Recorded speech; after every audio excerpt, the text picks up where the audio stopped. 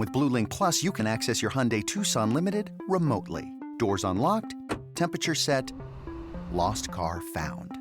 There it is. Get complimentary class-leading Blue Link Plus. Call 562-314-4603 for complete details. JamesAllen.com is the online destination to easily design a customized engagement ring and save up to 50% compared to traditional stores. You pick a diamond, whether it's lab-created or earth-created, James Allen has over 200,000 conflict-free stones. Then you pick your ring setting and metal. And if you need some help, they have real-time diamond consultations available, where an expert can walk you through it all. Get 25% off your order at JamesAllen.com code podcast. That's JamesAllen.com code podcast. It's The Drive, fueled by BriggsAuto.com. Briggs has over 100 miles of cars, so shop today at BriggsAuto.com. Now, let's start The Drive. Good evening, Wildcat and Jayhawk fans, and welcome to The Drive, sponsored by Briggs Auto Group. I am Tim Fitzgerald at GoPowerCat.com, and please welcome the man across the studio from me, my new co-host, Michael Swain of Fog.net. Hello, Mr. Swain. Welcome to my neighborhood. Oh, thank you. I'm very appreciative, Fitz, and very excited to be talking KU, K-State, Kansas City sports, everything with you here on Sundays. Scott Chasen is off to new endeavors, so Michael is now here for the stay. You can interact with us on social media at Facebook.com/The Drive Show, on Twitter at The Drive 13, and of course answer our weekly poll question and make your game predictions on our Twitter page. And remember, if you ever miss an episode of The Drive, you can listen to an audio-only version that will appear each Monday morning in the form of a podcast at both GoPowerCat.com and Fog.net. And we start things off with our 2-minute drill. The first segment of the 2-minute drill is sponsored by Vanderbilt's Your Work Boot Center. Well, Fitz, Kansas State played a great game last week against Oklahoma State, but the Wildcats were unable to match that performance in a 34-27 loss to Texas. What went wrong for the Wildcats on Saturday? Well, I'll tell you what, they did start Adrian Martinez over Will Howard. Adrian was healthy enough to go, and they decided on Friday to let him go.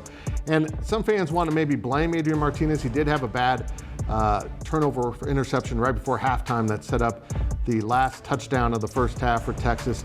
But that made the score 31-10 at halftime. You can't give up 31 points, and it's not all one guy's fault. In all, it was K-State just wasn't good enough, and bluntly put, Texas was the better football team on this day. They had more talent, they had more focus, they had a better game plan, and honestly, they were better coached than the Wildcats. So Adrian Martinez did struggle at times, but this is far from something you can hang on the quarterback. Why? Because the defense gave up more than 200 yards rushing to Bijan Robinson, who is outstanding. He is an amazing running back, and K-State just couldn't answer. Deuce Vaughn broke 70 yards, but really wasn't as effective as Bijan was for the Longhorns. The Longhorns were relentless in the first half. K-State came out at halftime with some great adjustments. They did not lay down, they did not give up, and they kept fighting through to the very end. They got it all the way to 34-27 before Adrian Martinez's second turnover, not just of the game, but of the season, his first 2 turnovers this season for the Wildcats, and he fumbled in the pocket. He was trying to stay in there to make one final play and just couldn't get it done. K-State scrapped, they didn't give up, they kept fighting, but they were not nearly precise enough to win a Big 12 game against a team the quality of Texas, and this puts them in a precarious position now with the Big 12 standings, as they still have a good opportunity to end up in Arlington for the Big 12 championship, but unfortunately for K-State now, Texas has the tiebreaker on them, and they're gonna have to get some work done, and maybe a little help would be very nice, Michael, if TCU could knock off Texas this next weekend in Austin, but we will see. K-State needs to worry about K-State, which means win the rest of the game, starting with Baylor on Saturday down in Waco, and then hope you get a little help because they have put themselves on the outside looking in right now as we look at the Big 12 championship game. Yeah, I think with K-State, and specifically with Saturday, and you contrast it to last week, you have to play complementary football, especially against a team like Texas that is so talented, that has kind of that raw talent that can overcome mistakes. Yep. You can't make mistakes against a team like that and still expect to win. Yep, you're exactly right. Well, Michael, Kansas is officially bowl eligible. I wore my pastel version of KU's colors to celebrate. It's the first time since 2008 the Jayhawks will go bowling. KU took care of Oklahoma State on Saturday, winning 37-16. How has Kansas gotten here in just year 2 under Lance Leipold? Well, I think you have to go back to this time last year when KU was taking its lumps against teams like Oklahoma State and Iowa State. They lost both of those games 114-10. They've won those games this year, but the reason that they've changed, you look at last year, 68 players were playing football and they were in their first 2 years at the college football level. It's a young team that took its lumps but really developed over the course of the season. Over the offseason, the players bought into the program, bought into the culture. KU went out, added veteran transfers, guys that have played at other schools, bringing experience. And all of a sudden you go into this year and you've got a full 2-deep. It's the first time in several years that Kansas has entered a season with a true 2-deep where you feel good about just about every position up and down the roster. Then you get into the season, KU's shown different ways to win games, which has been incredibly impressive for a program that has not done that over the last decade plus, right? You go down on the road on back-to-back weeks, 14-0. You respond, you dominate in those games and win. You come home, you beat Duke, then you play Iowa State in really a knockdown, drag-out fight. But adversity hits. Jalen Daniels goes down. KU loses 3 straight games, but the confidence didn't waver. There was no feeling of, oh no, here we go again. They continue to fight and work, and I think you saw that confidence against Oklahoma State on Saturday. I think KU put together its most complete game of the season. We talked about complementary football with Kansas State. That's exactly what Kansas did. Multiple turnovers, great offensive efficiency, and the kicking game was pretty solid as well. So overall, I think you're looking at that being the best game KU's played this season, and it's the reason they're going bowling. Well, certainly Jason Bean coming in as a backup quarterback has been really solid for KU, but it impresses me when I watch KU. I recognize some of the things Bill Snyder was able to accomplish at K-State years ago. Changing the belief in the locker room is the hardest thing, and Coach Leipold's done that. They believe they're going to win these games, and that has not been present since Mark Mangino was coach at KU. Definitely not. It's a 24-hour rule with them. Yep. 24 hours and they move on. But Fitz, the Big 12 continues to cannibalize itself in one of the conference's most competitive seasons in recent memory. TCU appears to be the class of the conference, but who do you feel like is going to play the Horned Frogs in Arlington in December? Well, right now it's Texas is in the driver's seat, but that will really get cemented if they can win at TCU this upcoming weekend. It'll be an enormous game. TCU keeps finding a way to win, and one of the big reasons, say a little prayer for Quinn Ewers, the Texas quarterback, because I think TCU's on 5 straight games where the starting quarterback hasn't made it to halftime. I'm not saying they play dirty. I'm saying they play really physical football, and the opposing quarterbacks have paid the price throughout the year. TCU's in the driver's seat naturally. They're going to really have to collapse not to make it because their schedule gets pretty easy after Texas too. But Kansas State, if they can win out and they get Texas to lose one more, including this game Saturday, they will be in Arlington. It's pretty remarkable, and it's just kind of sums up, Michael, this conference, how good this conference is. I mean, K-State is now just 2 losses in the conference, but they're out of the contention because there's so many teams right there bottled up. And as I said, Texas is in that driver's seat. But there's other programs. You can't take any week off. Yeah, they go to West Virginia, but West Virginia's better at home than on the road. They go to KU, or KU comes into Lawrence, and we know KU's playing good football. Who do you think is going to make it into Arlington for the Big 12 championship? I agree. I think it's Texas. But you look at the schedules, and K-State has the softest schedule, I think, of the 3 kind of teams that control their own destiny in Texas, Baylor, and K-State. You mentioned going on the road to play West Virginia. I think K-State wins that game. But you look at Texas, this weekend feels like to me is going to decide who plays in Arlington. Big matchups up and down the Big 12, but you look at Texas, they still got that trip to Lawrence, right? Yeah. Texas in November on the road, north of Texas. That doesn't usually go well for the Longhorns, so that's not going to be an easy game. And I think overall, you look at the conference, it's just going to be kind of competitive this weekend. Going into the final weeks, you don't know what's going to happen on any given Saturday. This stretch for K-State's been brutal. TCU, Oklahoma State, Texas, and now Baylor. I mean, you're just lining them up. That's life in the Big 12, though. Now, here's a quick look at your poll question results. The poll questions are brought to you by Midland Exteriors. Love the home you live in. Call today for a free estimate. Last week's question was, which K-State quarterback would be your pick to start the rest of the year? A was Will Howard with 58%, and B was Adrian Martinez with 42%. Here's this week's question, and I spent just hours and hours trying to come up with this question. and I ended up just switching A and B. Who should Kansas State start at quarterback next Saturday at Baylor? I want to know if you've changed your thoughts. A, Adrian Martinez, or B, Will Howard. We're going to find out if you're just voting for A also. You can vote on our Twitter page at TheDrive13. All right, that will do it for this half of the 2-minute drill, but we will be back right with more in KU K-State on The Drive.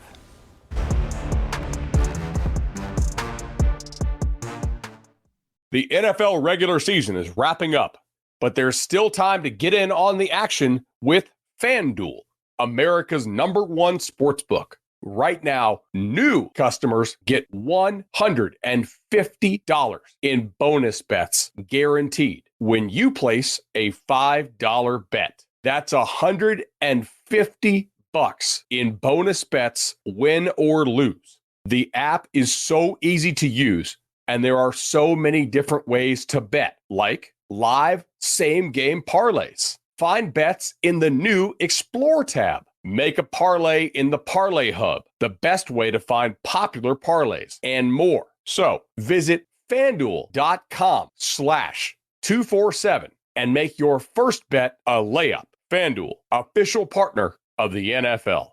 Must be 21 plus and present in Arizona, Colorado, Connecticut, Iowa, Illinois, Indiana, Kansas, Kentucky, Louisiana, permitted parishes only, Massachusetts, Maryland, Michigan, New Jersey, New York, Ohio, Pennsylvania, Tennessee, Virginia, West Virginia, or Wyoming. FanDuel is offering online sports wagering in Kansas under an agreement with Kansas Star Casino, LLC. First online real money wager only. $10 first deposit required. Bonus issued as non-withdrawable bonus bets that expire 7 days after receipt. Restrictions apply. See terms at sportsbook.fanduel.com. Gambling problem? Call 1-800-GAMBLER or visit fanduel.com/RG in Colorado, Iowa, Michigan, New Jersey, Ohio, Pennsylvania, Illinois, Kentucky, Tennessee, and Virginia. Call 1-800-NEXT-STEP or text NEXT-STEP to 53342 in Arizona, 1-888-789-7777, or visit ccpg.org/chat in Connecticut, 1-800-9-WITH-IT in Indiana, 1-800-522-4700, or visit ksgamblinghelp.com in Kansas, 1-877-770-STOP in Louisiana. Visit mdgamblinghelp.org in Maryland. Visit 1-800-GAMBLER.net in West Virginia, or call 1-800-522-4700 in Wyoming. Hope is here. Visit gamblinghelplinema.org or call 800-327-5050 for 24/7 support in Massachusetts, or call 1-877-8-HOPE-NY or text HOPE-NY in New York, or visit oasas.ny.gov/gambling. Standard text messaging rates apply. Sports betting is void in Georgia, Hawaii, Utah, and other states where prohibited. Welcome back to The Drive, fueled by BriggsAuto.com. It is time to continue our weekly 2-minute drill with my new co-host, Michael Swain. This segment of the 2-minute drill is sponsored by Copeland Insurance Agency, part of your community for more than 60 years. Kansas State basketball was picked for last in the conference, and all Jerome's Tang team played an exhibition with Washburn leading up to Monday's season opener. Fitz, what are your expectations for the Wildcats this season? You know, I don't blame anyone for voting K-State last in the conference. They returned just 2 players. They have 11 newcomers on the roster. But in that one game they played against Washburn, and they will play Texas Rio Grande Valley on Monday night at Bramlage Coliseum. It's a men's-women's doubleheader if fans want to show up. But what I noticed immediately was how athletic this K-State team is. Like Washburn was overmatched, clearly overmatched. But that says something about the level of athlete Jerome Tang and his coaches have brought in immediately. Marquise Noel and Ish Massoud are the 2 returners, but they brought in a whole host of guys that can just play. If you watch K-State, if you watch a lot of Big 12 basketball, you will notice K-State looks a lot like physically a Baylor team. They're long and lean and athletic. They don't have a big clogged up in the middle center. They got a bunch of guys that can run the court. In fact, they've got guys that are 6'7", 6'8", 6'10", that can play on the perimeter. This is going to be a really fun athletic team. They're going to play a really fun brand of basketball. And I encourage fans to get out to Bramlage Coliseum this season. There are some tickets still available, but season ticket sales are way up because this team will be entertaining. Will they finish last in the Big 12? I doubt it, but don't ask me who will, because this conference is so stinking good in basketball, just like football. It's going to be highly competitive. But Michael, this K-State team is going to beat some people this year. Now they might turn around and lose to some people they need to be beating, but they are going to really get after some people with their athleticism. They're going to give some people some trouble, and we're going to also see probably Jerome Tang and his coaches kind of grow into their new roles as they've all kind of moved up the ladder in their coaching careers. But K-State basketball is going to be fun. And honestly, that's a welcome change for K-State fans. Yeah, I'll compare it to two things. I think it's like TJ Otzelberger's first year at Iowa State. Things got very stale under Steve Prohm, like they did under Bruce Weber. Last year, they come out, exciting brand of basketball, more defensive focused, but fans want to show up and watch it. And also, can they kind of make some improvements like Lance Leipold's first season with Kansas football?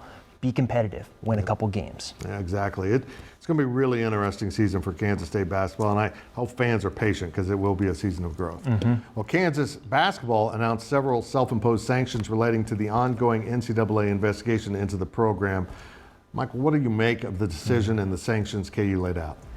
It's interesting on the timing of it because it came out 24 hours before Louisville had their IARP case come down. And I wonder, after they saw the punishments that Louisville got, if they maybe would reconsider these self-imposed sanctions. There are a few. A lot of them relate to recruiting. Bill Self and Curtis Townsend were not on the road for April through July. That did not have much of an impact on Kansas' 2023 basketball recruiting class. They got the 3 players they wanted without Self and Townsend going on the road. But to me, I look at the scholarship production as being an interesting wrinkle into this. They will lose 3 scholarships over the course of 3 years. For me, at face value, you see a scholarship reduction, it doesn't look good. But if you know Bill Self, he's going to play 9, 10 guys. You know, guys in 11, 12, 13 don't usually play. So I'm not sure overall how much these sanctions actually impact Kansas and their ability to put a competitive Big 12 title, potential Final Four caliber team on the floor. Your high-end players are still going to pick Kansas. This is the age of name, image, and likeness. Kids that want to go to Kansas will go to Kansas. Bill Self being at their game on the sideline is not going to change that. Bill Self not being able to contact them for 6 weeks is not going to change that. The program recruits for itself, and again, in the age of NIL, there are ways that you can influence things without having as much contact. So I think for me, when I look at this overall, it looks like on paper a lot, and maybe more so than you should have done at this point, considering what Louisville had happened, considering how long this has been going on. It seems like it's punishment in and of itself that this has been hanging over the program for 5 years. So for me, you look at it on paper, it looks like a lot. In reality, I don't know how much this is actually going to impact Kansas. It's crazy how long this is taking. This committee was set up to expedite these things, and they've made it worse. It's so NCAA, it's incredible. It is, and there's also reports out there that Kansas' case won't be figured out until after the 2023 basketball season. You're going on 6 years, more or less, that this has been going on, and facts aren't changing. It's been the same this whole entire time. When it comes out, the final punishment comes out, I'm going to be fascinated to see if they actually look at this long period of time with this cloud they've hung over the program as part of the punishment. You know, because it really hadn't impacted them, but it has been kind of a negative cloud over KU basketball for an extended period of time. And honestly, it's stupid. Get this thing resolved.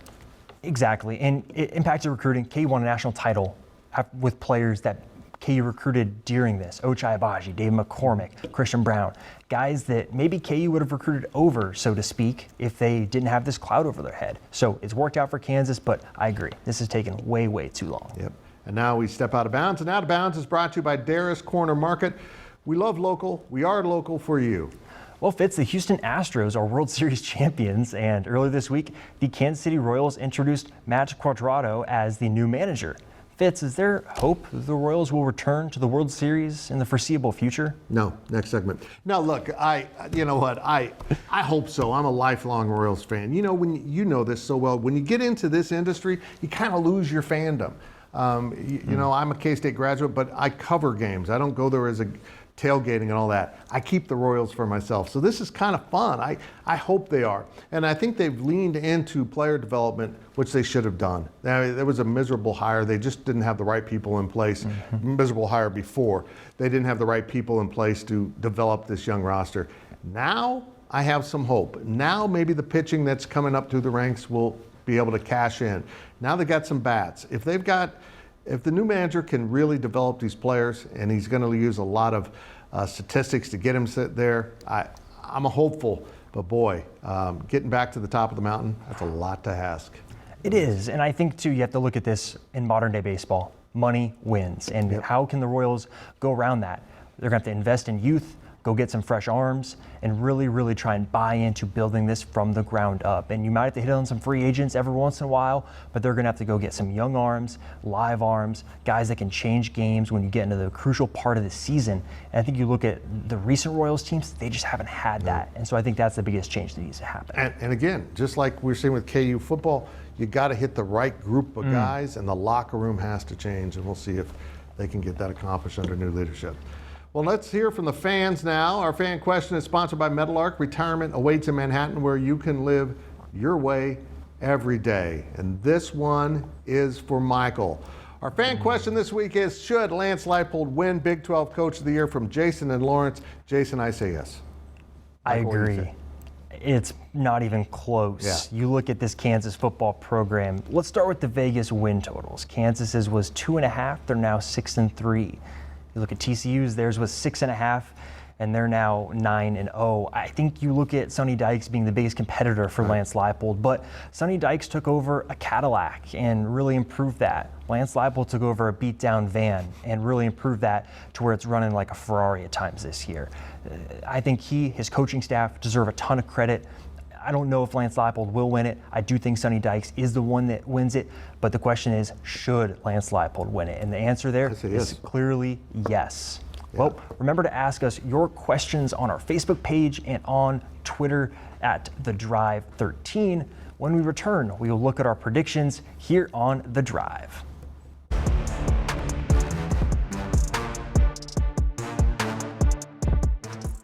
Passion, drive, and patience. What brings home the winning trophy is also what keeps your ride or die alive. eBay Motors has everything you need to maintain your vehicle and level it up to peak performance, from superchargers, roof racks, exhaust kits, LED headlights, and more. Whether you're into speed, power, or style, eBay Motors has got you covered.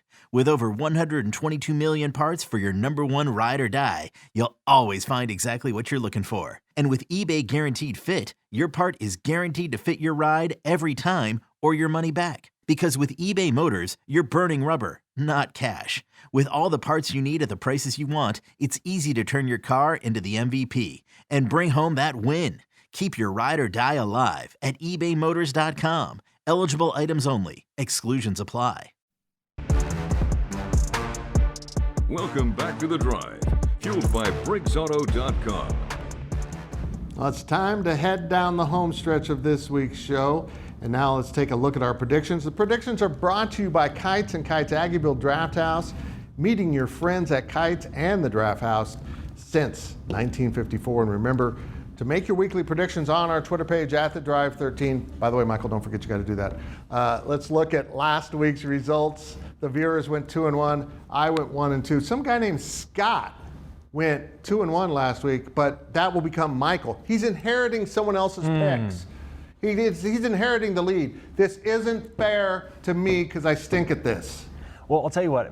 Let's consider me a ghost picker last week, maybe. I'll take credit for the 2-1. That's right. You did make the picks, actually. I did a little bit. Okay, here's this week's picks. And we start off with Kansas at Texas Tech. We've put Kansas as plus 3.5 in this game.